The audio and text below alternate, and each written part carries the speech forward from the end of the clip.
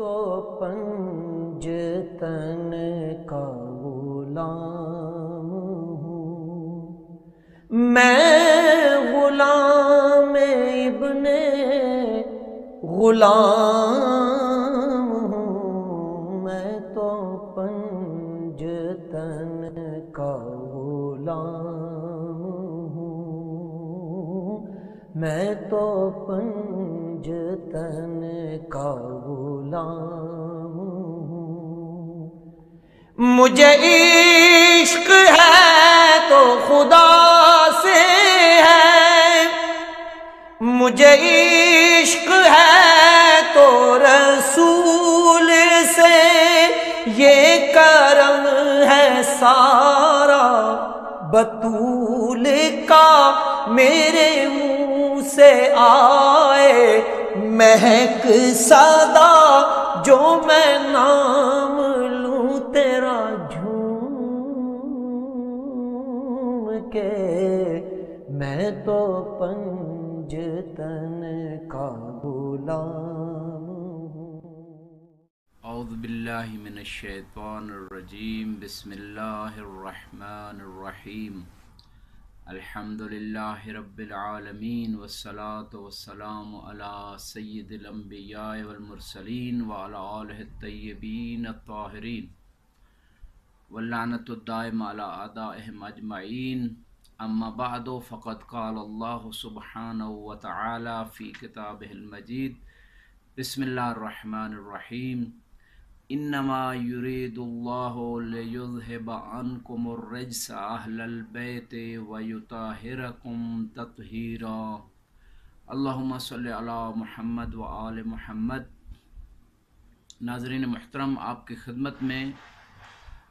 ہم حدیث قصا کی سند پیش کرنا چاہتے ہیں، کیونکہ بعض لوگوں کی نگاہ میں یہ اشکال ہے کہ اس کی سند نہیں ہے، لہٰذا ماہ رمضان میں اگر کوئی روزہ کی حالت میں حدیث قصا پڑھتا ہے تو نعوذ باللہ اس کا روزہ باطل ہو جاتا ہے۔ اس شبہ کے ازالے کے لیے حدیث قصا کی سند عرض کر دیتا ہوں، اور بعض فقہا کے فتاوی بھی انشاءاللہ آخر میں کہ کیا حدیث قصا پڑھنے سے روزہ باطل ہوتا ہے یا نہیں ہے۔ تو اس حدیث قصا کو جو معروف و مشہور ہے، مفاتح الجنان مختلف کتابیں موجود ہے، صاحب کتاب عوالم شیخ عبداللہ بہرانی رضوان اللہ تعالی علیہ، جو عظیم شخصیت گزرے ہیں مذہب تشیع میں، انہوں نے اس سند کو ذکر کیا ہے، اور شیخ کلینی علیہ رحمت تک جو ہے اس سند کو لے کے گئے ہیں۔ فرماتے ہیں کہ وہی سند جو جابر ابن عبداللہ انصاری سے ذکر ہوئی ہے۔ شیخ عبداللہ بہرانی رضوان اللہ تعالی علیہ کہتے ہیں کہ میں نے ہاشم بہرانی، سید ہاشم بہرانی رضوان اللہ علیہ کے ہاتھ سے لکھی ہوئی جو ہے یہ سند اور یہ حدیث قصا دیکھی، یعنی اس حدیث قصا کو میں نے ان کے ہاتھ سے لکھا ہوا دیکھا، اور انہوں نے اپنے استاد سید ماجد بہرانی سے، انہوں نے شیخ حسن بن زین الدین شہید ثانی العاملی، شرح لومہ لکھنے والے بہت عظیم شخصیت گزرے ہیں، سب یہ علماء کا سلسلہ، فقہاء علماء ہیں اس سلسلہ روات میں۔ انہوں نے اپنے استاد مقدس اردبیلی، بہت عظیم شخصیت سید ہاشم بہرانی، شیخ مقدس اردبیلی، عظیم شخصیت، صاحب کرامات، سب صاحب کرامات ہے، یہ جو سند میں بھی ذکر ہوئے ہیں، لیکن ان دو شخصیات کا بہت مقام ہے۔ انہوں نے اپنے استاد علی ابن عبد العالی القرقی العاملی، انہوں نے اپنے شیخ علی ابن ہلال الجزائری، انہوں نے شیخ احمد ابن فہد الہلی، انہوں نے شیخ علی ابن الخازن الحائری سے، انہوں نے شیخ ضیاء الدین علی ابن شہید الاول العاملی سے، عن ابی ہے، انہوں نے اپنے والد سے، عن فخر المحققین، عن شیخ المحقق، عن شیخ، انہوں نے اپنے استاد ابن نما الہلی سے، انہوں نے اپنے شیخ محمد ابن ادریس الہلی، عن ابن حمزہ توسی صاحب ثاقب المناقب سے، انہوں نے شیخ الجلیل محمد ابن شہر عاشوب عن الطبرسی، انہوں نے طبرسی رضوان اللہ علیہ صاحب الاحتجاج طبرسی والے، انہوں نے شیخ اپنے استاد حسن بن محمد بن حسن توسی، انہوں نے اپنے والد شیخ الطائفہ الحقہ ان شیخ، انہوں نے اپنے استاد شیخ مفید علیہ رحمت سے، انہوں نے اپنے استاد ابن قولوی القمی سے، انہوں نے اپنے استاد شیخ الکلینی رضوان اللہ علیہ سے، انہوں نے شیخ علی ابن ابراہیم، انہوں نے اپنے والد ابراہیم بن ہاشم سے، انہوں نے احمد بن محمد بن ابی نصر البزنتی سے، انہوں نے قاسم بن یحیی الجلا الکوفی سے، انہوں نے ابی بصیر سے، انہوں نے ابان ابن تغلب سے، انہوں نے جابر ابن عبداللہ الانصاری سے۔ ان سب کا جو سلسلہ روات ہے یہ بہت عظیم الشان ہے۔ یہ مشہور جو حدیث قصہ کے چونکہ مختلف صیغے مختلف الفاظ آئے ہیں، یہ حدیث قصہ جو اہل بیت کی شان میں، پانچ تن پاک کی شان میں، آیت تطہیر جن کی شان میں نازل ہوئی اور آیت تطہیر جن کا قصیدہ پڑھ رہی ہے، قرآن بھی یعنی اس حدیث قصہ کا جو مضمون معنی ہے اس کی تائید کر رہا ہے، اور شان نزول بھی یہ اہل سنت کا بھی، اس میں بہت سارے مفسرین نے اور اس پہ اتفاق ہے، یہ پانچ تن پاک کے بارے میں آیت تطہیر آئی اور یہ حدیث قصہ والا واقعہ اہل سنت کا بھی اتفاقی واقعہ ہے، یعنی جو ان کے مفسرین اور محدثین نے جس کو لکھا ہے۔ اب دیکھتے ہیں کہ اس مقام پہ یہ جو مشہور حدیث قصہ ہے اس کا سلسلہ جو روات ہے اس کی تھوڑی سی مختصر بحث کر دیتے ہیں اس مقام پہ۔ اور شیخ کلینی علیہ رحمہ نے جو ہمارے مذہب کے عظیم شخصیت ہیں، صاحب کافی، اور محدثین میں ان کو زعیم کا لقب ملا، بہت جلیل القدر شخصیت ہیں، اس سند میں موجود ہیں۔ علی ابن ابراہیم القمی نجاشی کہتے ہیں کہ یہ ثقہ ہیں حدیث میں، اور اسی طرح معتمد ہیں، صحیح المذہب ہیں۔ انہوں نے کتابیں بھی لکھی، ان کی ایک کتاب، ان کی تفسیر بھی ہے، کتاب ناسخ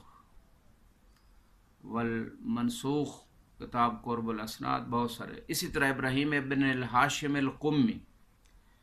اصل میں یہ کوفی ہیں، اور یہ یونس ابن عبد الرحمن اصحاب امام رضا علیہ السلام کے شاگردوں میں سے ہیں، کشی کی بات ہے۔ اور نجاشی کہتے ہیں کہ یہ ان کی کتابیں جیسے قضائے امیر المومنین اور نوادر وغیرہ یہ ہیں، لیکن یہ فرماتے ہیں کہ رجل ثقہ ہے، جلیل القدر ہے پہلے۔ اور اس کے بعد جو ہے احمد ابن محمد بن ابی نصر البزنتی، سب رجالی جو علم رجال کے ماہرین ہیں وہ ان کی وثاقت و جلالت پہ ان کا اتفاق ہے۔ امام رضا علیہ السلام، امام محمد تقی علیہ السلام کے اصحاب میں سے، خاص اصحاب میں سے۔ اس کے بعد قاسم بن یحیی الجلا الکوفی، اور نجاشی اور شیخ توسی نے کہا کہ ان کی ایک کتاب ہے، اور شیخ توسی کا طریق اس قاسم بن یحیی جلا تک صحیح ہے جیسے شیخ صدوق کا، اور رجالین نے اس کو موثق قرار دیا ہے۔ اسی طرح سے خوئی رضوان اللہ تعالیٰ علیہ نے بھی، شیخ صدوق نے بھی اس کو موثق کہا۔ میں نے اور مختلف جو ہے فقہا نے اس کو موثق کہا ہے، اور زیارت کامل الزیارات کی اسناد میں بھی یہ شخصیت آئی، اور بہت بڑے اجلا فقہا اور شخصیات نے اس شخصیت سے روایات لی ہیں، اور بہت ساری روایات اس شخصیت نے کی ہیں، اور فقہا نے ان کی روایات کے مطابق فتویٰ دیا ہے پہلے۔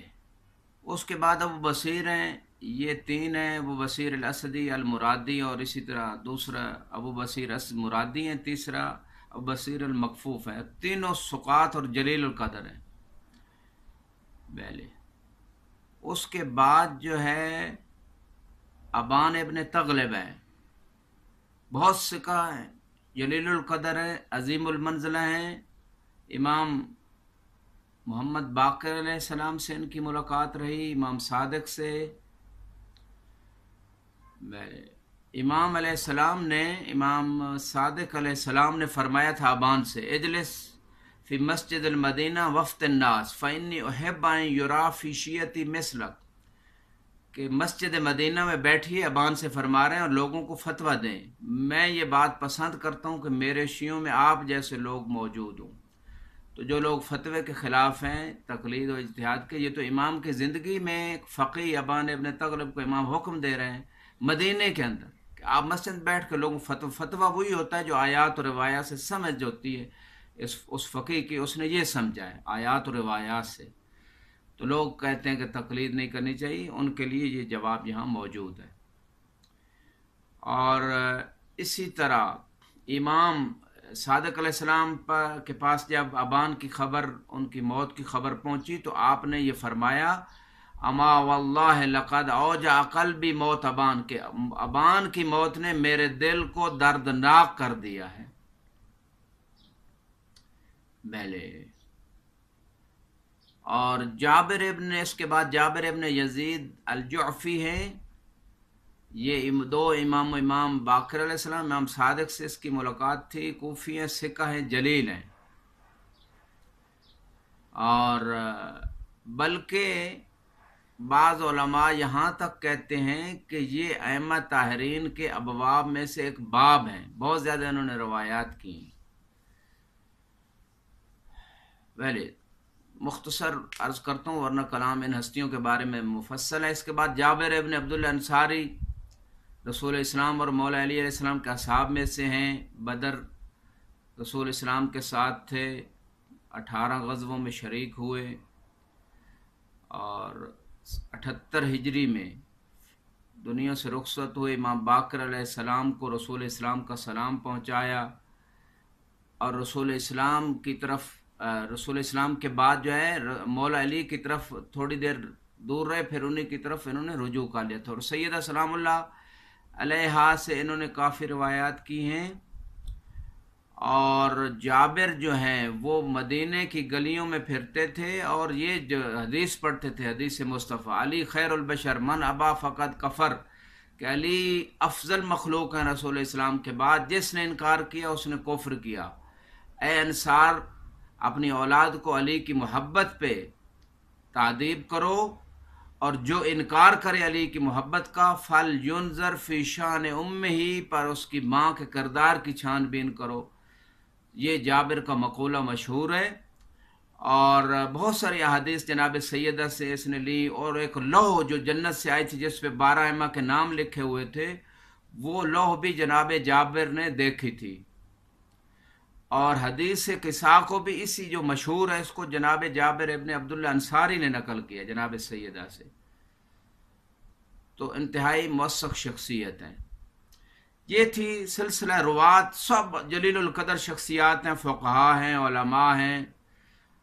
اور اس کے بعد جو ہے، جو بات میں کہنا چاہتا ہوں کہ فرض محال نہیں ہوتا، جو فضائل اور مناقب کی روایات ہوتی ہیں، اس میں فقہا کا یہ نظریہ ہے کہ کوئی حرج نہیں ہے، اگر سند کی چھان بین ضروری نہیں، اگر قرآن سے نہیں ٹکراتی اور عقل اور شریعت و مذہب کے مسلمات سے نہیں ٹکراتی، تو آپ کتاب کا حوالہ دے کے پڑھ سکتے ہیں اس کو۔ اور اسی بات کی تائید جو ہے وہ علماء نے اپنے فتاوی میں بھی کی ہے، اور میں انشاءاللہ چند ایک علماء کے فتاوے آپ کی خدمت میں پیش کر دیتا ہوں۔ اور عوالم کتاب میں یہ سند جو سلسلہ میں نے عرض کیا، عوالم المعارف والاحوال، جلد نمبر 2 کے اندر موجود ہے، صفحہ 930 سے 934 تک۔ یہ آپ اس کو دیکھ سکتے ہیں، جو حدیث آپ کی خدمت میں اس کا سلسلہ سند پیش کیا ہے۔ اس میں 2 فقہا کے میں فتوے عرض کر دیتا ہوں۔ آغا سستانی صاحب فرماتے ہیں 1976 نمبر مسئلہ میں توضیح المسائل کے، اگر روزے دار ایسی خبر دینا چاہتا ہو جس کے سچ ہونے پر معتبر دلیل نہیں اور نہیں جانتا کہ سچ ہے یا جھوٹ، چنانچہ اسے نقل قول کی صورت میں کہے اور براہ راست ائمہ کی طرف نسبت نہ دے تو اس کا روزہ صحیح ہے۔ یہ ایک بات، یعنی ان جابر ابن عبداللہ انصاری سے مثلا نقل کر رہا ہے، تو اس صورت میں روزے پہ کوئی اشکال نہیں۔ اور دوسرا 1977 مسئلے میں فرماتے ہیں اگر کسی چیز کو سچ سمجھتے ہوئے خداوند عالم یا پیغمبر یا ائمہ کی طرف نسبت دے اور وہ بعد میں معلوم ہے کہ جھوٹ تھا تو اس کا روزہ باطل نہیں ہے، یعنی اس کا اعتقاد یہ ہے کہ یہ سچ ہے تو روزہ باطل نہیں دونوں صورتوں میں۔ یعنی حدیث قصاء کے بارے میں بات نہیں ہو رہی، لیکن عمومی بات ہو رہی، اس میں حدیث قصاء بھی اس کا مصداق ہوتا ہے پہلے۔ اور اسی طرح حالانکہ حدیث قصاء کی تو سند تام ہے، حدیث قصاء میں تو کوئی اشکال نہیں، یعنی اگر کوئی بندہ شکی یا وسواسی ہے تو پھر فتوے پھر بھی اجازت دے رہے ہیں کہ روزے کی حالت میں وہ پڑھ سکتا ہے۔ یہ قبلہ حافظ صاحب کا فتویٰ 1591 نمبر مسئلہ ہے توضیح المسائل میں۔ اگر روزہ دار کوئی ایسی روایت نقل کرنا چاہے جس کے بارے میں اسے علم نہ ہو کہ سچ ہے جھوٹ، تو احتیاط واجب کی بنیاد پر اسے چاہیے کہ جس شخص سے وہ روایت سنی ہو یا جس کتاب میں لکھی ہو اس کا حوالہ دے دے۔ کتاب کا حوالہ مثلا مفاتح الجنان میں ہے یا فلاں عالم نے یہ کہا ہے تو کافی ہے، روزہ باطل نہیں ہے۔ 1592 میں فرماتے ہیں اگر روزہ دار کسی چیز کے بارے میں اعتقاد رکھتا ہو کہ وہ واقعی قول خدا یا قول پیغمبر یا قول مثلا معصوم ہے اور اسے اللہ تعالیٰ یا نبی یا ائمہ کی طرف نسبت دیتا ہے اور بعد میں معلوم ہو کہ یہ نسبت صحیح نہ تھی تو اس کا روزہ باطل نہیں ہے۔ یعنی جو مومنین حدیث قصاء پڑھتے ہیں ان کا اعتقاد یہ ہے کہ یہ معصومین سے صادر ہوئی، اور سند اگر ثابت نہ بھی ہو فرض کریں اس حدیث کی، لیکن اس اعتقاد سے پڑھ رہے ہیں کہ کتب میں آئی ہے، پھر بھی ان کا روزہ باطل نہیں۔ لہذا روزے میں اگر کوئی مومن یا مومنہ حدیث قصاء پڑھتی ہے تو اس کا روزہ صحیح ہے، بلکہ اہل بیت کا ذکر جو ہے وہ عبادت ہے، عبادت کو چار چاند لگا دیتا ہے۔ حدیث قصاء مسلسل سلسلے لوگوں کی حاجات کے پورا ہونے کا ایک وسیلہ بھی ہے اور گھر میں برکات کا باعث بھی ہے، اس میں نشر دین بھی ہے، نشر مقام اہل بیت جو قرآن سے آئے تطہیر کا مصداق ہے، اس کی شان نزول میں یہ حدیث قصاء آ رہی ہے۔ لہذا اس کو برکت کے لیے، قضاء حوائج کے لیے گھر میں پڑھا جائے، ہر مشکل وقت میں پڑھا جائے، اور یقیناً اس سے حاجات پوری ہوتی ہیں اور سند بھی صحیح ہے۔ وآخر دعوانا الحمدللہ رب العالمین۔